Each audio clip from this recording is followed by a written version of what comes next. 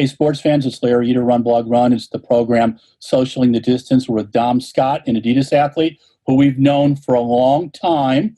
And she's wearing her I Vote button because you've been a U.S. citizen for about a year now?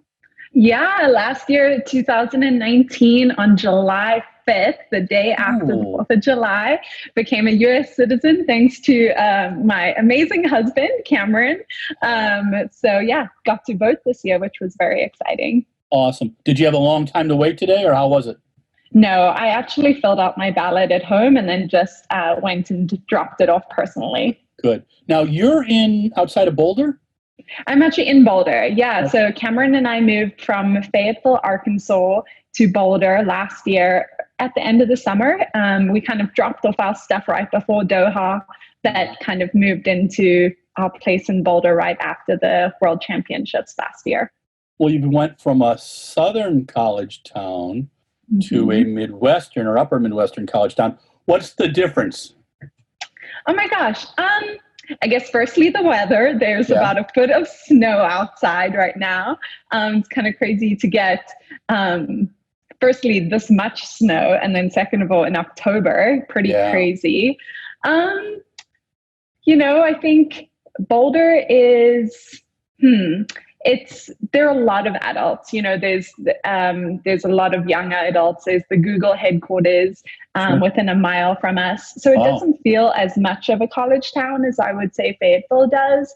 Yeah. There definitely are the similarities, but, both places I love. I can't say I love one more than the other. Fayetteville will always have a special piece of my heart, just because it's a Razorback country. But Cameron and I have enjoyed the transition to Boulder.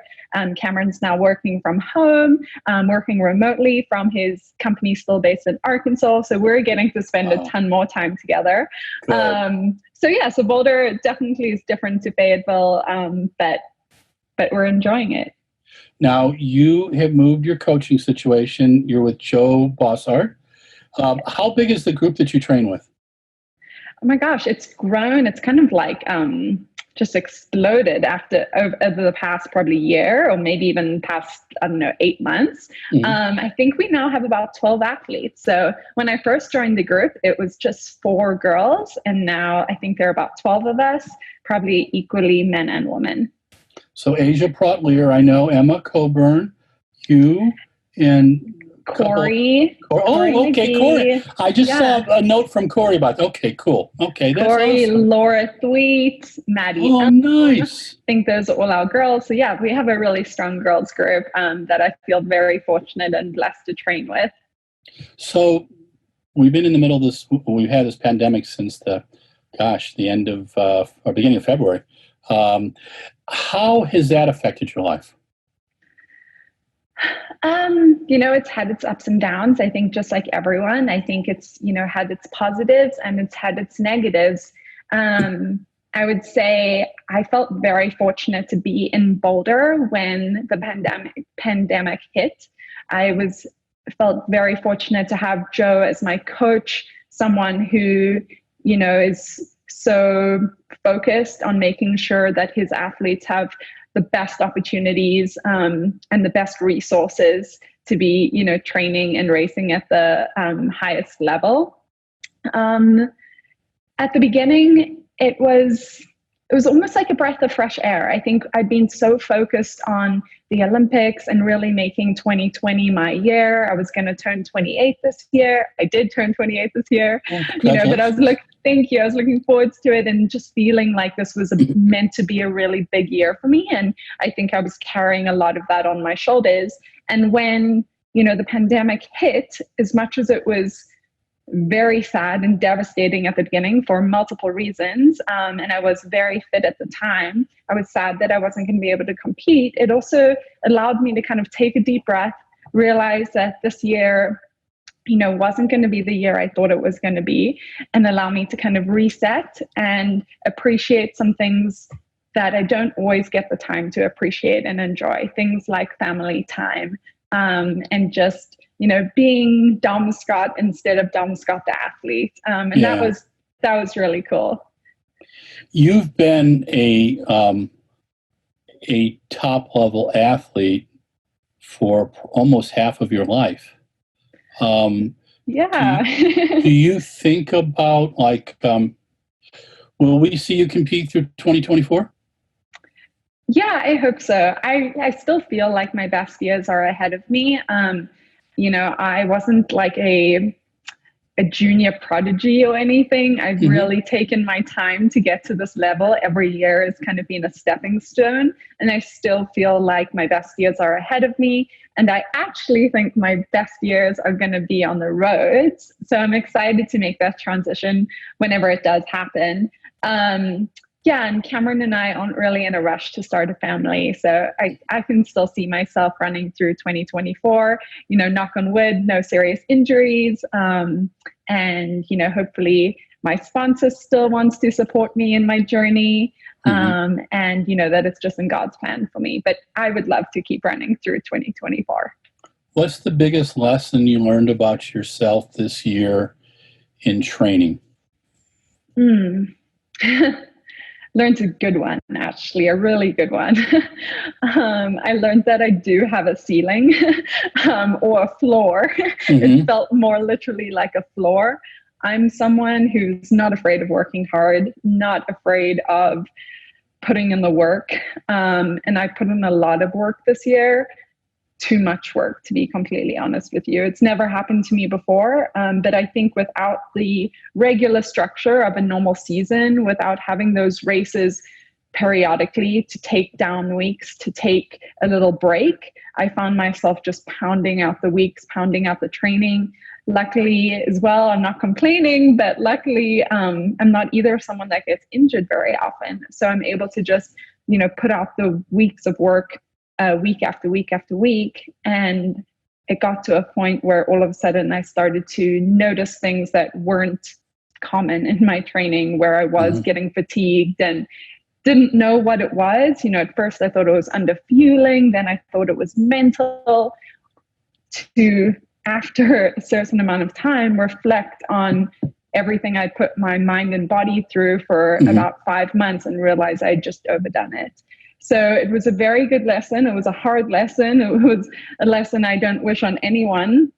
But it was a good lesson to learn in 2020 when there weren't any big races at stake, that actually sometimes too much is too much, or too much is not more. More is not better. And that actually, they say stress plus rest equals success.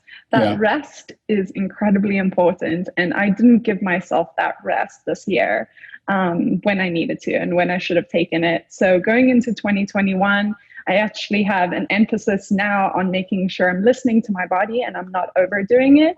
I think that, like I said, I think my best years are still ahead of me, and I don't, I think that rest is equally important as the stress I'm putting on my body to see the results. So that was the lesson I learned in training this year.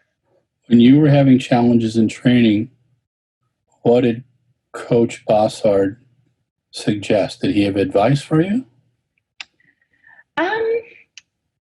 I think at the beginning he thought it was mental. I think he thought that the year of 2020 was just getting to me, and that I was almost giving up. I think it took both him and I a little bit of time to realize that, hey, maybe I needed to take a step back versus like taking 2 more steps forwards. But Joe is one of the reasons I wanted to be coached by Joe is he's not afraid to try things. And I think you need that in a coach. You need a coach that's not scared of pushing the envelope and, trying new things. And luckily with Joe, we tried some new things this year. We figured out what did and what didn't work for me. And now next year, I think hopefully next year, we're going to have a winning combination and put all the right things in order for me. Joe's still a very young coach. He's had a lot of success already, but he hasn't been coaching professionally for too many years. So he still has his learning curve. And as an athlete, I understand and respect that. So I think, for the both of us, we've been together, I think, just over 2 years now. We're kind of like working out the kinks in terms of like what works for me, what doesn't work for me. Also being full-time at altitude, that's a big change. But Joe is always just wants to like figure out the problem. He's a problem solver, which I really love. So he helped me a lot this year in figuring out, what my ceiling was. And I think this coming year, we're just going to dial it back a little bit. And hopefully that will be, the perfect combination for me to get me really going. When you look back at 2019, how would you describe that season for you? It was also like a growing year for me. Okay. I skipped indoors, which was a first. I went to the World Cross Country Championships. I went to the World Cross Country Championships feeling incredibly fit. Joe and I both thought that I was in the shape of my life, and we thought that this could be the race where I make a breakthrough onto the world circuit. I had run pretty well in the NCAA cross country circuit. So we thought, hey, maybe, cross country is where it's going to be for me. I ended up running so hard that I actually blacked out and collapsed about 10K into the race. Wow. There was about 300 meters left of the race and collapsed, totally blacked out. Like it was, there was no opportunity for me to finish that race. I was not with it. But in that race, I learned that the mind is a very powerful thing, that I was able to push myself to my limit to where I actually blacked out and collapsed. So yeah, that was a learning curve. Wow. Okay. Not a learning curve I want to do again. Yeah. Then I went on to the outdoor season, ran, I think, really well, broke 15 minutes in the 5K for the first time, and, got to represent South Africa at the World Championships in the 5K and made it through to the final. So I would say that 2019 was a growing and learning year for me yet again. I feel like that's kind of the common thread or theme of my career, but I did feel like I made a lot of progress in 2019. Tell me about the experience in Doha. It was it was a good one. I loved having my teammates Emma and Aisha there. It was really fun to have my training partners that, we had been through, training together, and then being in St. Moritz. We're normally in Crested Butte. We were in St. Moritz this time in Switzerland, preparing for, I think, about 6 weeks before flying over to Doha. Wow. And just having those two girls with me for those 6 weeks, really focusing and getting geared up and getting excited for the Doha World Championships was amazing. Before training with Joe Bosshard and this group, I didn't have those training partners to be able to travel with. And that was something that I really wished I had. So to be able to go to Doha with Emma, Aisha, and Joe was awesome. Doha, hey, I don't even know what to say, but, representing your country on the world stage is just always surreal. It's always incredible. Just getting to live out your dream is, always a pinchable moment. I wish I could have raced better, but I think that's what every athlete would have said, Sure. Even if you're winning gold, you wish you would have run faster. But I do think I learned a lot from the championship. I went into the prelims incredibly nervous. So I don't think I ran to my potential because I was so nervous. Joe said that I was as white as a ghost, but I ended up racing and getting myself into the finals, and I just gritted it out. It was one of those races that just went out hard, and I tried to hang on as long as I could. After Doha, how long of a break did you take?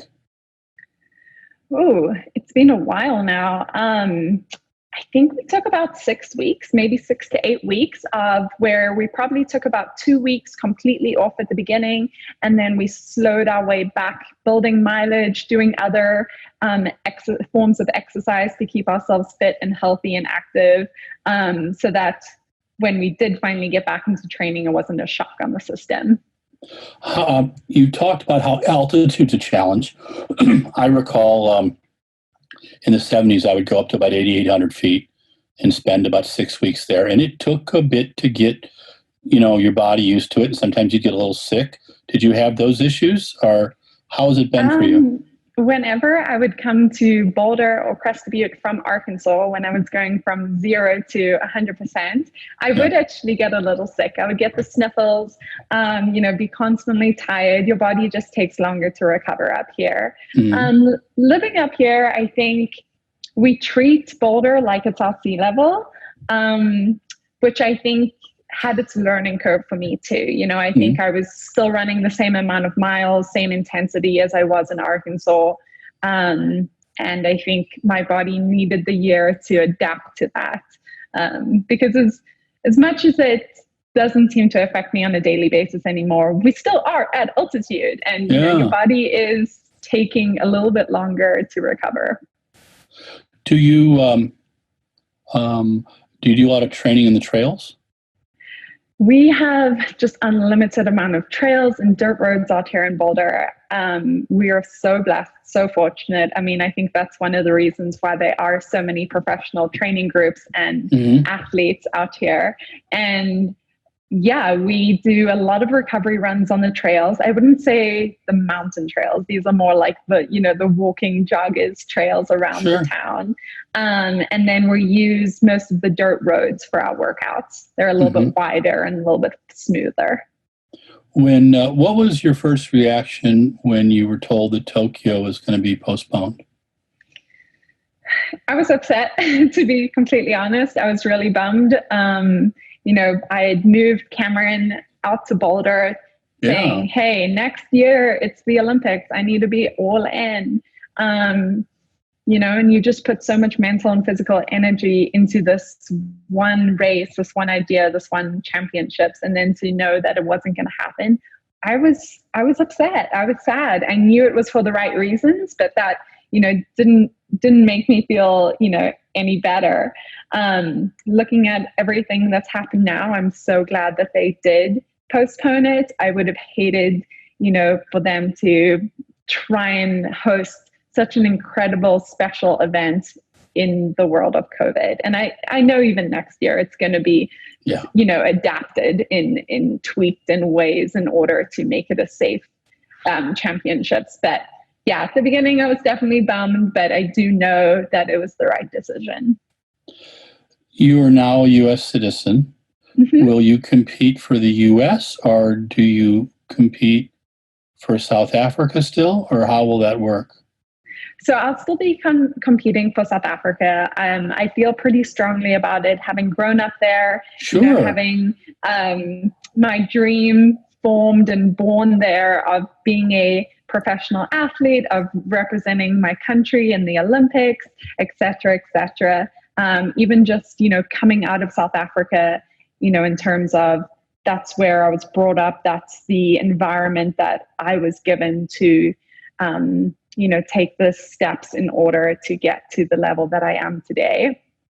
I do also know that transferring alliances or allegiances is a little bit tricky. It's not just like you can hop from one to the other. I think I would have to like sit out 3 years of international competition, or championship competition, which, at the moment I feel like I'm nearing the peak or prime of my career. I don't really want to be doing that. So for the time being, I think I'll, stick to my homeland of South Africa. South Africa has a great history in athletics. My contemporaries are Danny Milan and Ewald Bonze, and then I knew Jean van Riemen, the discus thrower. Explain to people in this continent a little bit about the history and the pride in athletics in South Africa. Yeah, I'm not sure if I'm going to do it justice, but I'll explain it from what I know and from my experience. That would be great. So track and field actually isn't like a countrywide sport. The school that I went to until grade 9 actually didn't even offer track and field as a sport. We had cross country in the winter months, but we didn't have track and field. So I was only 14 when my mom entered me in my first track race, and it was a 1500. I loved it, and that was kind of what sprungboard my career and what you see now. But after running that race, I decided I wanted to try track and field and take it seriously. I felt like that was a sport that could possibly get me to the Olympics. So I actually went to boarding school at a school just over an hour away in a town called Stellenbosch, because in Stellenbosch, track and field was more of a sport, and it was offered at the schools there. So that I feel like kind of explains, that track and field isn't as popular as it is here in the US. Mm-hmm. Track and field, there's definitely a lot of pride with track and field, but it still doesn't even come close to our big sports like cricket and rugby, which I feel like is, a similar comparison to here in the US, where you have your football and basketball and baseball. Those are always going to take the trump card. Yeah. What else can I say? I mean, South Africa has had some incredible athletes come through. Our record boards are not shabby at all. I definitely have a goal and a dream to have my name on the outdoor South African record lists. Cool. Because Ilana Meyer and Zola Bud, they've made it very hard for me. Yes. I have some South African indoor records, but indoor track isn't as popular in South Africa, where it's so nice in December and January. There's no need to run indoor track. So most of the South African indoor records come from athletes that have either come over to the US or Europe in the early months of the year wanting to compete on the indoor circuit. I've teased you in the past about running the 10,000 meters, and you've been very politic in saying, well, I think you did it back in college. And you've also talked about doing the roads. Are we going to see you do some 10s this year? Yeah, definitely. Okay. I want to say back in the day, it was really just last year. I was still so hesitant about the 10K and anything further than the 5K. Yeah. But with the help of Joe and my training partners, they've really helped me to change my outlook towards the longer distances and made me realize that, hey, like that's what I'm made for. That's what I'm going to be best at. I shouldn't be ashamed of it or shy of it. More laps, more fun. Yeah. And so actually this year in 2020, I was gearing up to run the Stanford Invite 10K. I felt like I was in really good shape and was excited to, hopefully run a huge PR. Obviously that opportunity got taken away from me. I love my long runs on the weekends. It's something that I look forward to, which apparently is odd or rare. And Joe, I think, always gets, how can I put this? In college, our long runs were on Saturday mornings, and it was kind of a roll out of bed, go for your long run type of deal. We would maybe pick up the last few miles if Coach Harder wanted us to do a little tempo at the end. But it wasn't hard. Okay. When Joe started coaching me, his long runs are hard. They're actually your third workout of the week. You could start out slower and build up into it, but you're running hard. You're not conversational pace. My first long run with Joe, I stand to be corrected, but I'm pretty sure I was in South Africa, so I was at sea level. It was right after the 2018 World Indoor Championships. Okay. My dad cycled next to me, and I think I ran, Joe can comment on this if I'm incorrect. I think I ran 15 miles averaging 550. Wow. Okay. Yeah. And yeah, Joe you got some wheels. Yeah. Joe was like, okay, so maybe we should think about the longer distances. I don't run that fast at altitude. I have increased my long runs to 16, 17 miles, and I feel pretty comfortable at that distance. Anyway, my teammates and Joe together have kind of shifted my mindset and made me think hey, the roads is not so bad. Longer distances seems to be where, your sweet spot could be. So I'm definitely more open to it now. Just kind of want to take care of business on the track before I move to the roads in a year or two. Sure. What is the, are you doing, there's a U.S. meet the first week of December. where Jesse Williams with Sound Running is putting together an event. Are we going to see you down there? Are you thinking of that? I don't think so. I already have the Tokyo Standard in the 5,000, so I don't feel like I'm in any rush.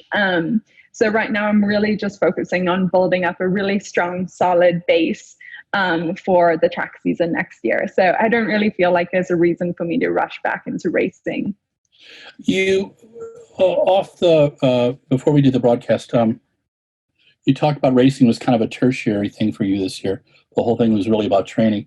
You want to talk just a bit about the challenges you had with racing this year? Yeah, sure. What was, how often did you race, or how many times did you race this year? I think I raced like 5-6 times this year. So not very many.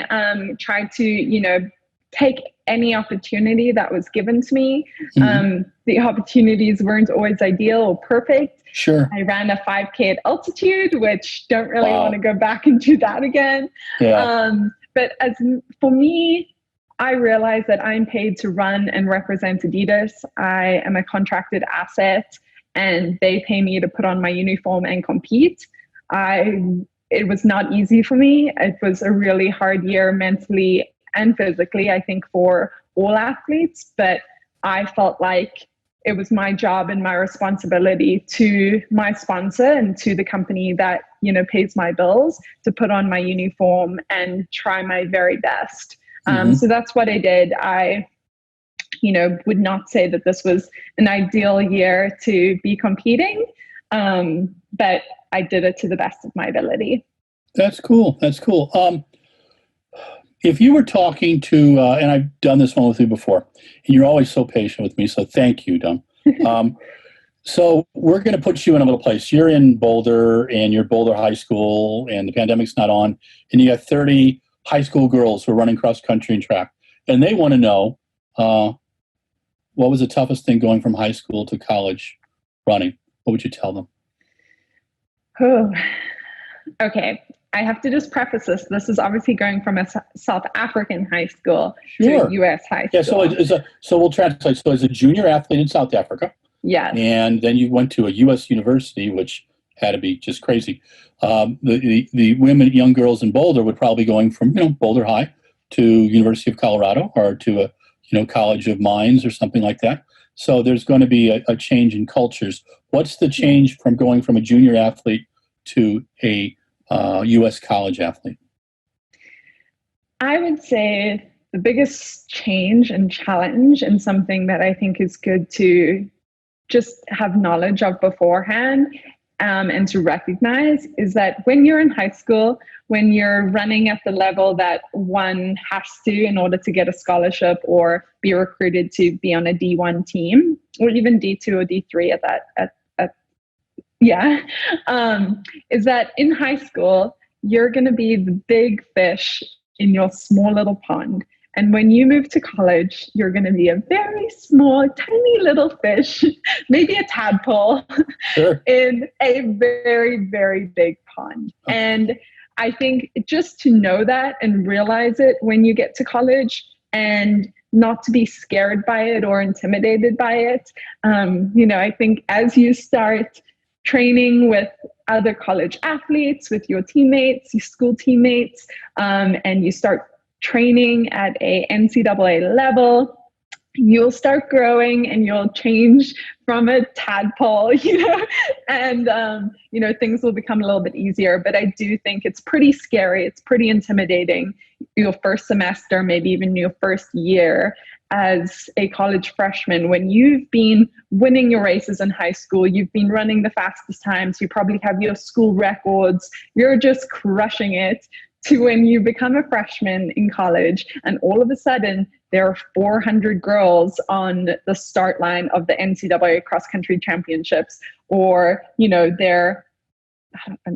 they're now about like 10, 15 girls who can run like 15:45 in the 5K on the track. There are just so many good athletes. And I think just not to be intimidated by that when you first enter the NCAA scene, and realize that, you will get there, but it can be pretty intimidating and pretty daunting at the beginning. And so this is a question for me now. You've been a professional athlete for how many years now? Since 2016, so like 4.5 years. What is the biggest misconception you had about being a professional athlete? Ooh.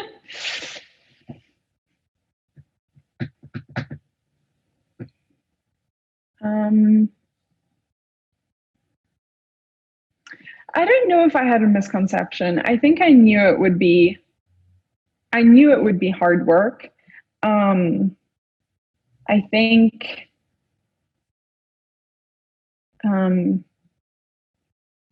that's a really hard question. I wish you'd given me some time to think about this one. I should have thought about that one beforehand. Sometimes the brain just goes, well, let's try this one. You work with the brand Adidas. Yeah. And I know that you guys get to try new product. Yes. When you try new product and you tell them, they want to know what you like, but also, like, I know the guys like Fabian and stuff, they really want to know what kind of things you think they can improve. Yes.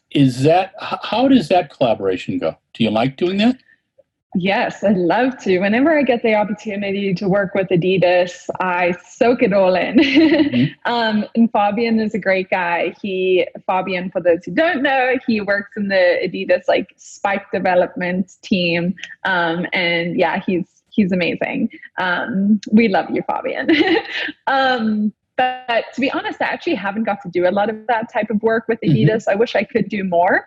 But if you don't know, Adidas actually sponsors a lot of really, really good runners and a lot of good East African runners who are, breaking records left, right, and center. So normally Adidas is asking those type of athletes for their feedback, mm-hmm. not so much Dom Scott.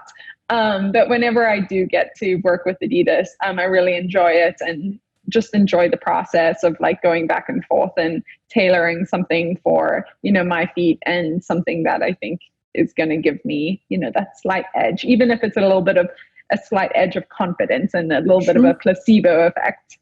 You talked a little bit, alluded to a few minutes ago, and again, the way the brain works. You talked a little bit before about wearing the Adidas uniform.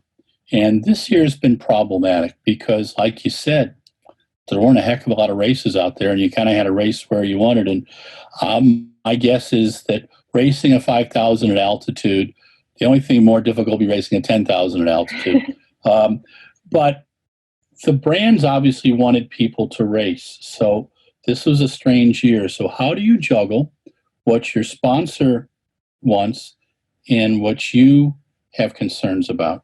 Is there, again, opportunity to collaborate, opportunity to compromise? How did you feel during this year? Yeah, I mean, I see my running as a job. Just like Cameron has a job. He doesn't get to choose if he wakes up every morning and goes and sits at his computer and sells sugar. He has to do that. He gets paid to do that. And I kind of approached my running this year in the same way. I feel like I get paid to run and paid to put on the Adidas uniform and represent Adidas. So that's what I need to do. I chose to do that in the safest way I could. So I chose to not travel internationally and to rather stay in the US. I felt like that could eliminate any chances of getting stuck in a country or having to quarantine for, weeks at a time. So I chose to stay local in the US. And I, just did whatever I could to stay safe, obviously getting at least 2 COVID tests every time I traveled, getting a COVID test when we came back to make sure we hadn't picked up the virus. Just obviously, wearing masks, traveling with hand sanitizers, all of that. But at the end of the day, I did feel like it was my responsibility to represent Adidas as much as I could this year on and off the track. Cool. Okay. We're going to talk about whereabouts testing for a couple minutes. And as you know, it's been a rather big thing. There's been a couple developments in the last week or so. One I completely understood, one I was disappointed with when someone kind of got off. But talk to me about your feeling about whereabout testing. Is it a difficult procedure? Is it a difficult thing that you have to do? You have to have an hour a day, correct? Yes. Open? Okay. So I am on South Africa, and I'm pretty sure the IAAF's whereabouts. So I have to submit my whereabouts through a service or a system called ADAMS, or the acronym is ADAMS, ADAMS. I have to give overnight accommodation during the day, general whereabouts. So I normally just have that both as my house because I'm here most of the time. And then an hour a day, I make my hour window from 6 to 7 a.m. because I'm always at home between 6 and 7 a.m. Sure. It's an easy hour that I know I'll always be here. And I have it at home or wherever I'm spending the night. It's something which, for me, with Adams, I have to do once a quarter. So every quarter, I will get a couple of emails reminding me to update my whereabouts for the following quarter. Okay. I think that's, about 3 months of whereabouts. You can, I will fill it out to the best of my knowledge. If I know I'm going to compete or if I'm going back to Arkansas to visit Cameron's family, I'll put that in. And then as I go, if something comes up, if I go away for a night, I will update it from there. I want our sport to be as clean as possible. I mean, what's the point if we're competing against dopers? Then we might as well all dope and just change the whole landscape of the sport. And right now, whereabouts is the best way for us to try and keep our sport clean. I think athletes who don't want to fill out whereabouts because it's too complicated or too tedious or, whatever their complaint is, then I challenge those athletes to come up with a better way to try and, catch the cheats, to try and find the dopers in our sport. I think, right now, whereabouts is the best system that we have. It may be annoying. You may forget it from time to time, but I feel like as our responsibility as a professional athlete and to try and keep our sport as clean as possible, this is what we've got to do. And I think it's a very small price to pay to keep our sport clean. Dominique, you're awesome. Thank you so much. You survived just about 40 minutes with me. And so I'm going to wish you a good holiday and stay safe. Cool. And I hope to see you next season. Are you thinking about indoors next season, or what's your gut? I'm not sure. I've been going back and forth with my agent, Mark Wetmore, and Adidas, asking them what exactly they'd like to see me racing next year. I could see myself going either way between indoor track and the roads early next year. All right, well, we will see you on the roads and on the track, hopefully, both.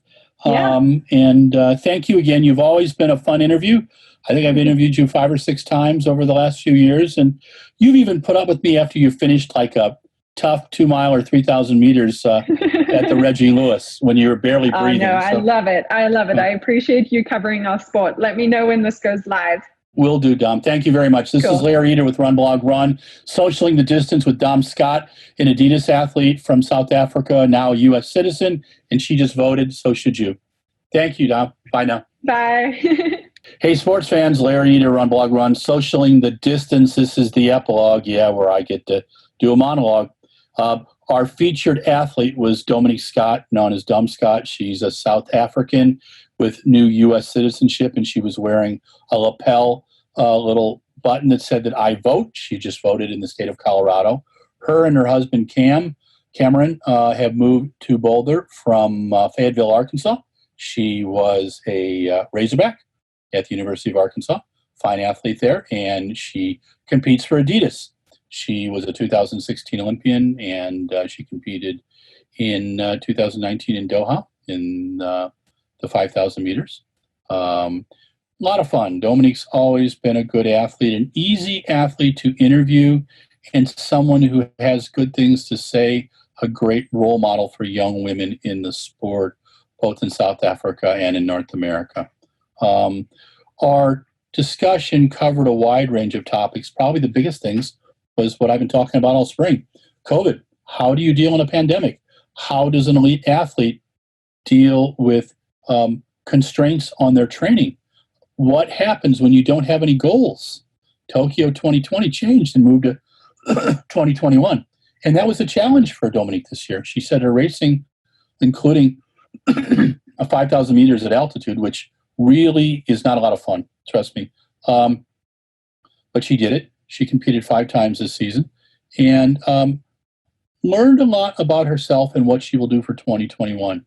She's training with Coach Bosshard, the husband of Emma Coburn, the 2017 steeplechase champion, world champion. And she's competing for Adidas. And she's got a nice group of about 12 athletes, and she really enjoys that. And Boulder, Boulder's been a running capital since the 1970s. Frank Shorter moved up there in 75, 76. And, there was a whole crew there. Stan Mavis, a bunch of the guys that I hung out with, almost went to school in Boulder. But a lot of good people have won up there. And recently Joe Klecker graduated too. So you've got some amazing athletes, a great running tradition or running culture. The Boulder is at about 5,000 feet. And then you very quickly get up to 8,000, 9,000 feet with those lovely mountains around. I think they're called the Rocky Mountains. Anyway, Tom Scott's been there she's been training with Joe for about 2 years. And she moved up there after Doha last year. It's all about getting ready for this upcoming Olympics that's supposed to happen in 2021, which will still have some challenges. Probably the most interesting thing that we talked about was at the very, very end, where I asked Dominique about whereabouts testing. There is a bit of controversy right now. I did a little thing on BBC earlier today, the 27th of October, because Christian Coleman just received a 2-year provisional ban for missing 3 tests in 12 months. And all the athletes I've talked to, none of them said it's a very difficult situation. Dom said it best. She said, it's the price you pay for being an elite athlete. It's the price you pay for trying to keep the sport clean. And she challenges athletes who don't like whereabout testing to come up with something better. And I think that puts it all in perspective. We need athletes like Dom Scott. We need athletes who enjoy the sport, who remind us that the sport can be fun and can be challenging, and remind us that there's a price to pay for being an elite athlete, getting to do the things that they do. But it's strange in this time. In the time of the pandemic, everything's been affected, including professional sports. Most of the meets this summer, we did not have athletes in the stadiums. On the road races, we didn't even have athletes on the courses cheering people on. It just wasn't that type of year. So in closing, I wanted to thank Dom Scott. I think I've interviewed her 5 or 6 times, and she's always open for an interview. I recall at one of the New Balance indoor GPs where she was competing, I talked to her literally a couple minutes after she finished the 3,000 meters, and it was a hard race, and she was beat up a little bit, but she took the time to talk to us. And it's an example of the reason why I enjoy this sport. In 44 years of doing interviews, 40, 45, I can't think of an athlete who's been, to use the vernacular, an asshole. There's some that are a bit of a challenge, but most of them really dig the sport and are willing to communicate about the sport, and that makes my job as a journalist a lot easier. So this is Larry Eder with RunBlogRun. This was Socialing the Distance. We featured Dom Scott. We will let her interview do the talking for her. She did a great job. Thanks to Mike Deering for putting up with me today, and as usual, managing Socialing the Distance and Athletics Chat. If you like us, if you really like us, as Sally Fields says, go Google Sally Fields. Then like us on Twitter, Instagram, and Facebook. If you love us, and you really love us, don't send me like a horse's head or anything. Just go on to the YouTube and subscribe. We've got a gazillion videos. And we're going to be putting up some Halloween treats the next day or two, okay? Stay safe, all right? Wash your hands several times a day, 20 seconds. If you're going to be inside, wear a mask. Wash the mask. Don't be stupid about this. I don't want you guys getting sick. You may be healthy as a horse, but other people can get sick. And it's not just old folks like me. It's young people getting sick too. And some of them are being a little goofy because they're going to bars without masks and stuff. Be careful. We're getting into the winter. I want to be able to harangue you next spring. So take care of yourself. Stay safe. All right. Larry Eder signing out.